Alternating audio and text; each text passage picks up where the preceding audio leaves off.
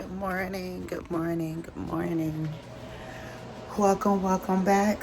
Hi, this is Entrepreneur Her. I am Celeste, and over here we invest in building our better selves so that we can manifest an abundant lifestyle. Today is day number 1 for me. I've decided to try to start back my detox now. I've also decided to get up this morning instead of sleeping in and letting thoughts just circle my mind. We're going to get up and we are going to clear our mind this morning, doing some exercise and a walk. And I thought you guys should get ready with me to exercise and we can talk about some things. So let's get to it. I've already started getting dressed this morning. I just finished washing my face. So I'm going to do some exercises at home for a few minutes and then off to the track we go to walk and clear my mind. And yeah, I said I was gonna go back for you guys and tell you the things that I started doing that led up to the changes that I've already made in my life, and then we'll just go from there, you guys. I'm just winging it today. All right, see you later.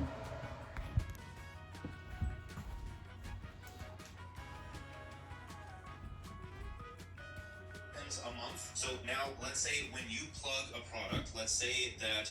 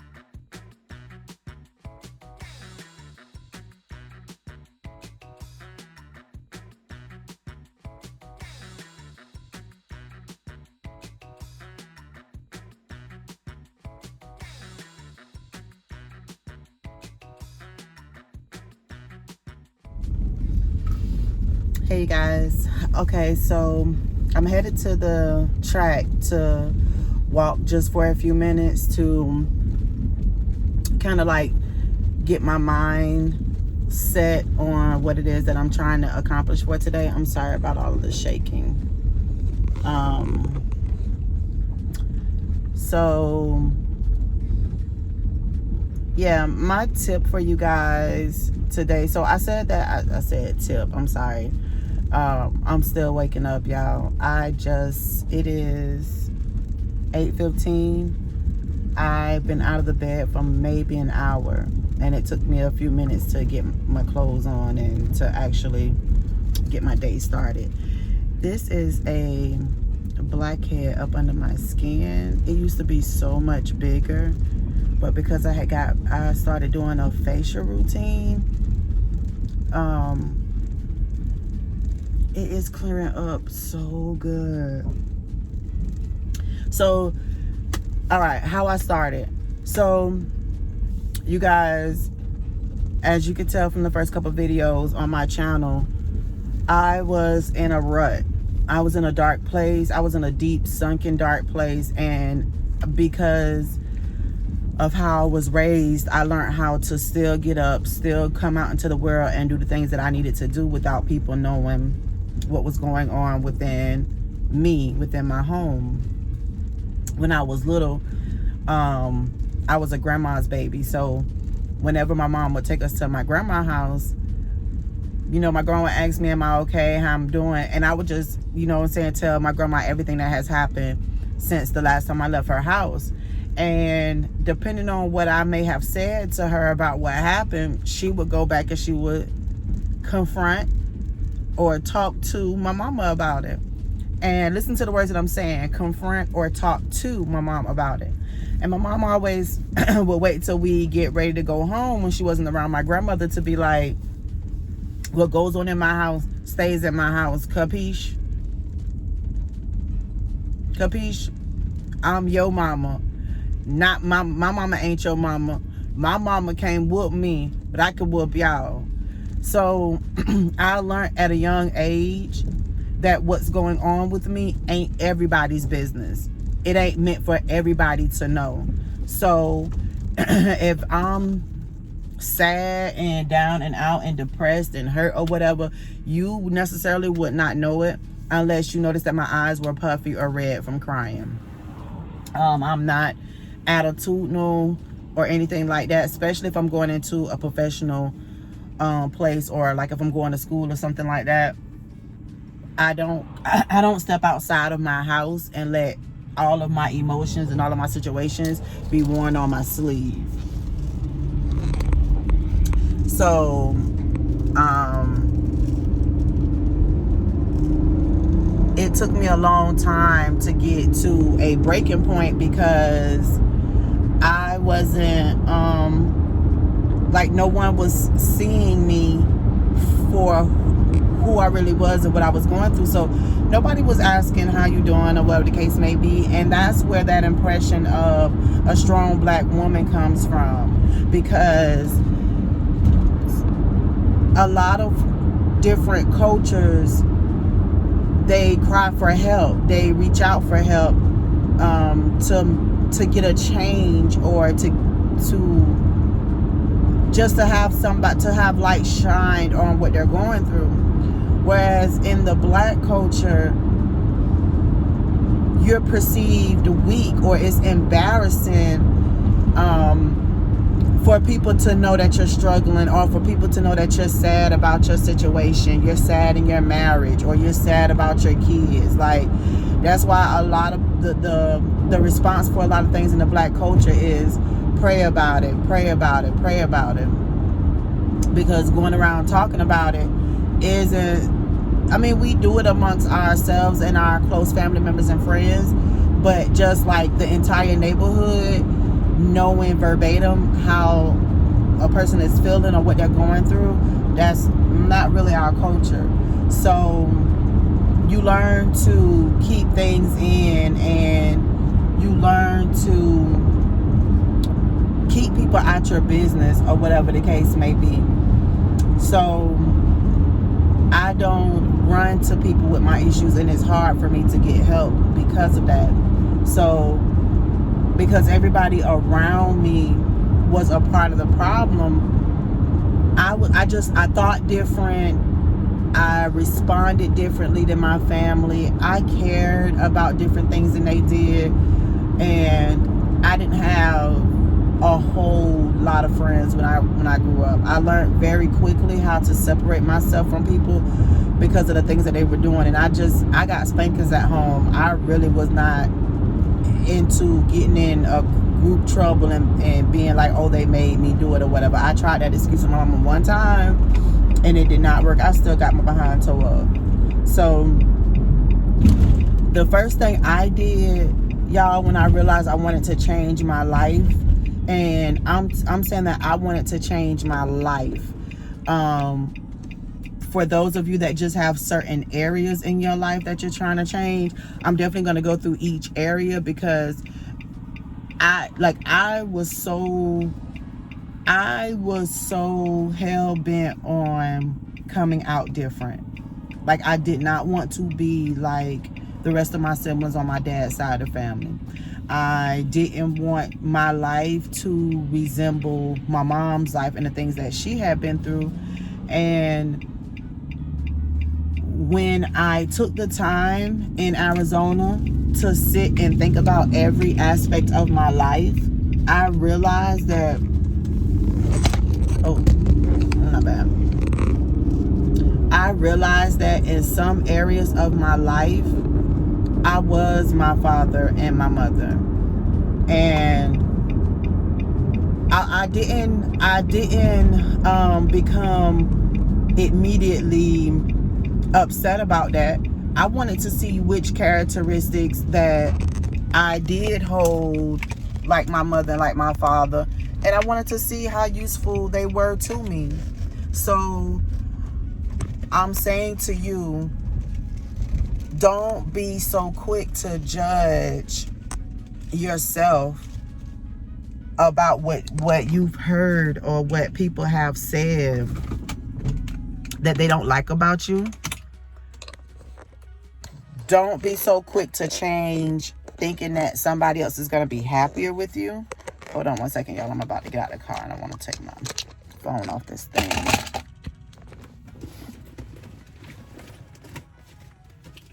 I'm going to talk to y'all while I'm walking. Because I'm not trying to exercise. I just wanted to start my day off right. Like, get a routine going, since I'm at a place where, let me show y'all the park. So by my house, there's a softball field. I don't never recall a game being held out here, but in the country, softball is a summer sport that the neighborhood get together and play.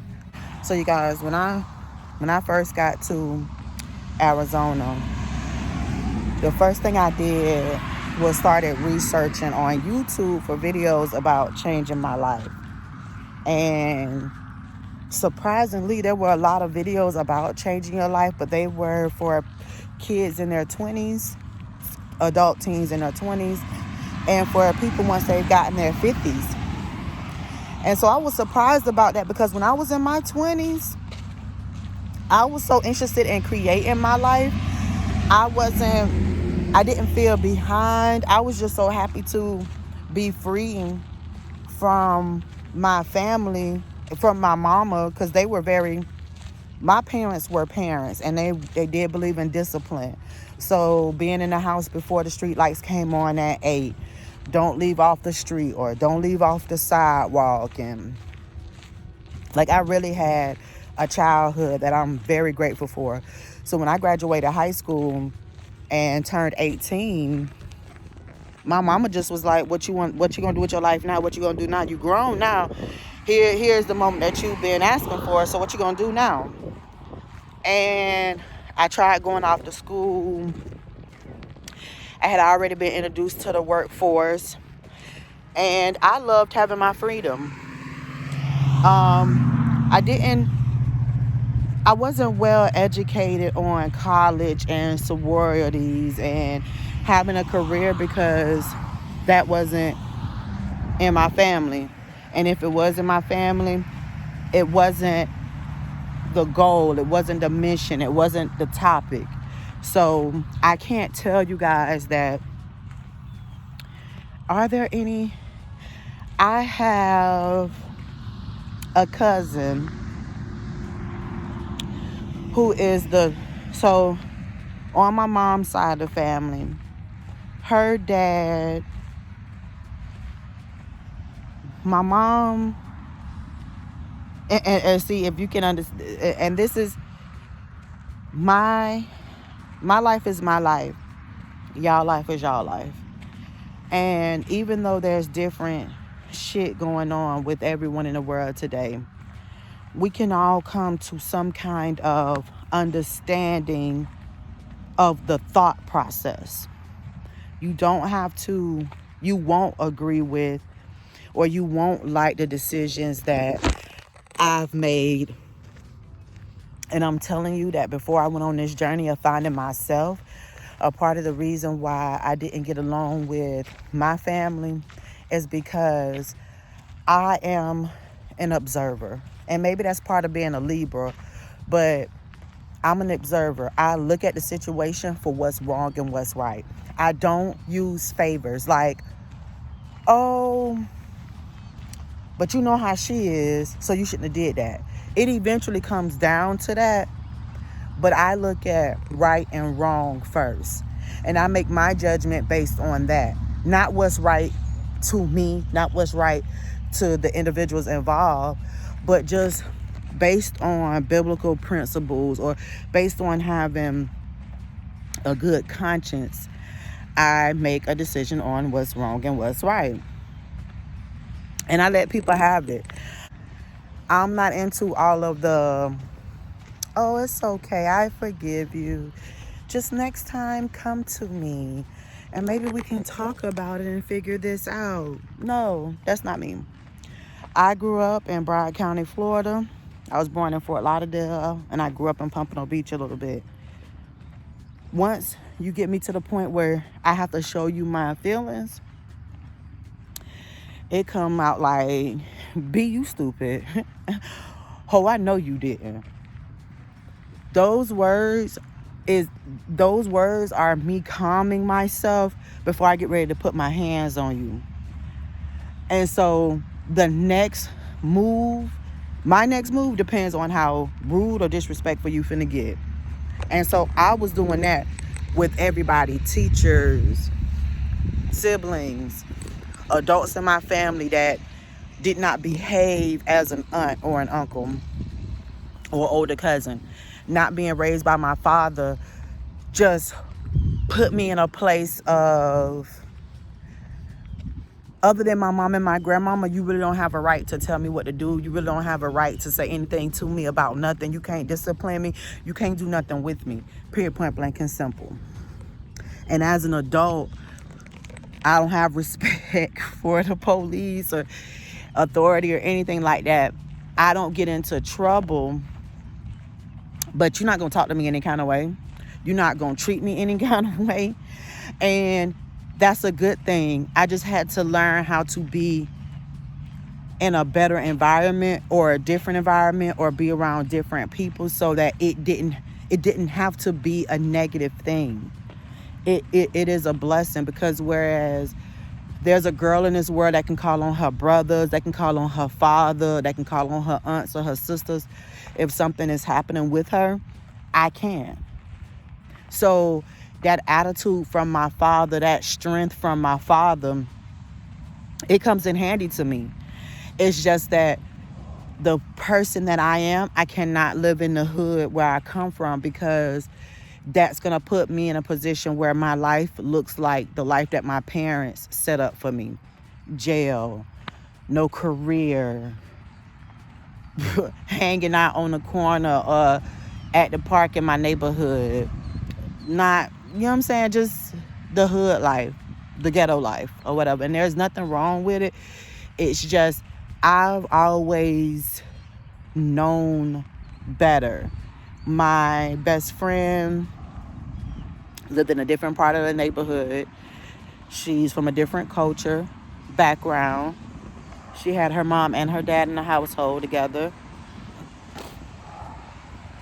There were no outside children or nothing like that. So I just saw different dynamics of families and how people lived. And I did not feel that I wasn't able to have any of that until I started paying attention to the statistics about black girls not having their father, and then the statistics about black women. And I just felt like I don't fall into any of those categories, and I don't want to be categorized with everybody else, because I think different. And just certain shit I'm not going for. Certain stuff I'm not into. Certain stuff I don't plan on doing. Certain stuff I don't want to do don't work for me.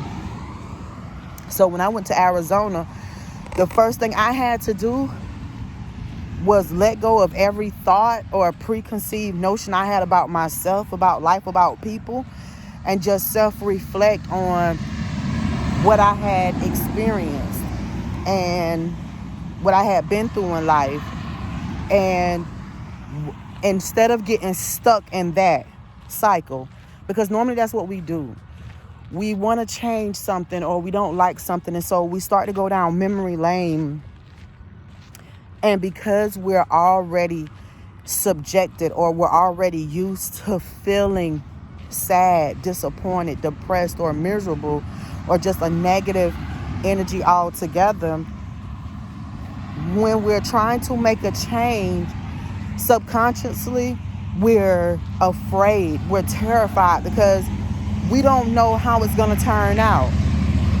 You can't voice that at that moment, but that's where the hesitation and the procrastination comes in at, because there's something in you that needs to be protected or needs to be defended, and procrastination comes in to protect you from that fear of the unknown.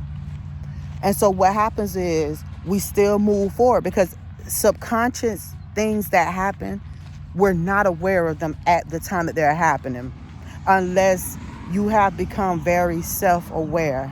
Then you can catch yourself doing it. But just starting off, I would feel this tingling within me. And I can tell you now that that is the little girl in me getting scared. And then because that tingling started happening, but because I am determined, because I said that I was going to change and I was going to start the process, I go for it anyway. So then I start thinking about my life. First, it started out light and easy. Then it gets darker and darker and darker. And when I say darker, the feeling starts shifting down, because that subconscious fear has set a tone. So now you're thinking about all the bad stuff, all the sad stuff, all the stuff you didn't want to remember, all the stuff you didn't want to think about. And for some people, you're going to get shut down. You're going to stop. For people like myself, because I had been from a child, elementary school, I want to say probably about the the third or fourth grade is when I can tell you, after doing self-reflection and becoming aware of myself, that's when the shift changed, when the shift happened in my life. And I spent so much time crying in the dark where no one could hear me. Spent a lot of time crying in the shower. I spent a lot of time walking to not clear my mind, but walking to not feel like I'm sitting in the misery. Oh, forgive me. Whew.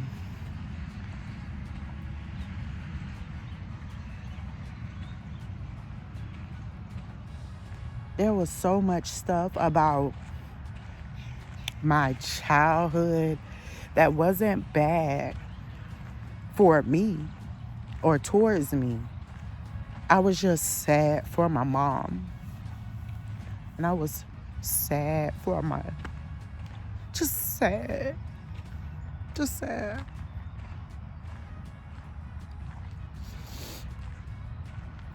At that time, I was watching shows like Family Matters and Full House and Moesha and stuff like that. Social media, internet was not even a thing for me. And if it was a thing, we weren't really allowed to be on stuff like that. Like my mom, she wasn't strict like some strict parents, but my mom, she wasn't like the other ghetto moms. My mom was not like the other ghetto moms at all. We were not raised like we were from the hood.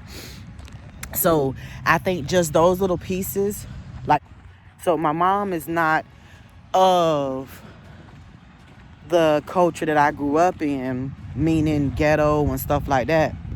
So that difference that separated me from everybody else was already there.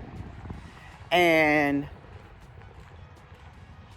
I was never the type that envied other people, looked at other people and wanted their life. Back when I was in school, the word was called mentor, not influencer. And if you know anything about the English language, you have to be careful with the words because they mean different things. And with the power of life or death being in the tongue, you have to be careful of the words that you choose to use. And y'all, this is all stuff that I learned taking time out. Like, I had to stop living and see how I have lived in order to live better or live more abundantly. And that's what I'm explaining to y'all right now. This was the first step in me changing my life. This is the process, the mental process that I went through, because every year for a New Year's resolution, I tried doing this. Oh, I'm gonna set a workout routine. I'm gonna save money. I'm going to start buying this. I'm going to start buying this. I'm going to start going this place. I'm start going to go that place. I'm not hanging out with these type of people anymore. And girl, because some of these things brought me joy, because some of these things made me laugh in the messed up space that I was in, I continued doing it. I was one of those people that, y'all forgive me for clearing my nose just now. I was one of them people that did New Year resolutions and it didn't last past the first 30 days in January. So when I had gotten to this point last year, I had already knew what we wasn't going to do and what we was going to do. That's why I chose to go to Arizona. And y'all, if y'all been watching my videos on my channel, y'all know I don't have any kids. Having children is a situationship for me at the moment. And so my life, I'm not attached or bound to anything. And so traveling is in my spirit. From a little girl, we always had to move. Every apartment we had, when it came time to renew the lease, we was either moving before the lease had to be renewed or we were being evicted. So I'm used to packing up and going. And now that has become a part of my spirit that I love. I love traveling. And being by myself as a woman doesn't scare me because I have the strength of my father. You see where I'm going? Like, once I sat down and I started thinking about my life, not in a I hate my life way, not in a I don't want to be nothing like what I look like, or I don't want to be nothing like where I come from. I didn't approach myself in my life like that no more. Because at the end of the day, if you're a Christian or if you believe in a higher power, you clearly understand that you're here for a reason. That God made you the way that you are, that he knew who you were before you were placed in your mother's womb. So, I am being 100% transparent with y'all. Who you are is who you are. If you are a woman that don't cook, then baby, whoever you destined to be, you's a bad mother. Shut your mouth. Because you got people cooking for you. You got people preparing food for you. The fact that you don't know how to cook don't make you not a good woman. It don't make you not a prospect to be somebody's wife. And don't let nobody tell you that. If you feel like you should be cooking, if you know that you don't try hard at cooking, if you know that you don't put the effort into cooking so that you could cook and you should be cooking, then that is a guilt within yourself. That's not somebody else putting that pressure on you. So maybe we need to take some cooking classes. Or maybe we need to find out what's your gift in the kitchen. Maybe you're a baker, because baking is not cooking. So these are all the things that I had to come to terms with. And this is why I strongly believe in journaling. My uncle got me my first diary when I was in middle school to kind of keep me from waking up in the morning with the puffy eyes or whatever and trying to hide myself from people.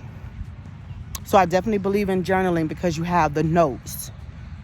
If you go back and read, or if you're really trying to create some type of change, writing it down kind of like enforces your thought. And I'm the kind of person that reads as I'm writing to make sure, because my mind will make me be going so fast that I skip over words. So I have to read to make sure I wrote it out clearly. But the first thing I did was just sat and thought about my life and what I didn't like, what I want to change. Forget everybody else. Forget my husband, forget my mama, forget my daddy, forget my family.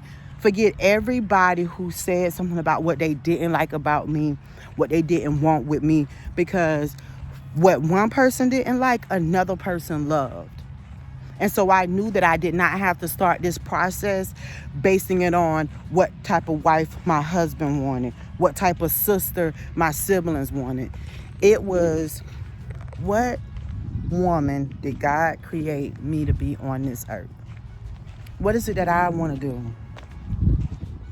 And you're not supposed to look at other people's lives and decide what you want for yourself, because, baby, I can tell you some situations about people close to me, about what they had to go through to get the things that when people see them, people are in awe with them. Or now people want what they have, because you're thinking maybe that person don't have a job as good as me, or that person don't got as much money as me. Or you're thinking, oh, I know that person do for a living, so I know I can have that. That is too cute. I want that. Girl, when I tell you I have wasted money like that, I have wished things on myself that I didn't need to experience, or that wasn't for me to experience, just because I looked at somebody else. And now with the day and time that Instagram, how social media and the internet is, and how quick a person can change their physical appearance, like, the world is jacked up. Like, no ma'am, no ma'am, no ma'am. Ain't nobody got time for that. Ain't nobody got time for that. I am not waking up. I'm walking around this track because I need to exercise and I need to move my body. And financially, it is better for me to walk this track than to gas my car up and drive 30 plus minutes to any gym to work out. So no, I'm not, I have to, change became easy for me in the midst of everything that I was going through, when I realized that I had everything that I needed to get to where I want to be. And all I had to do is use what I got to get what I want.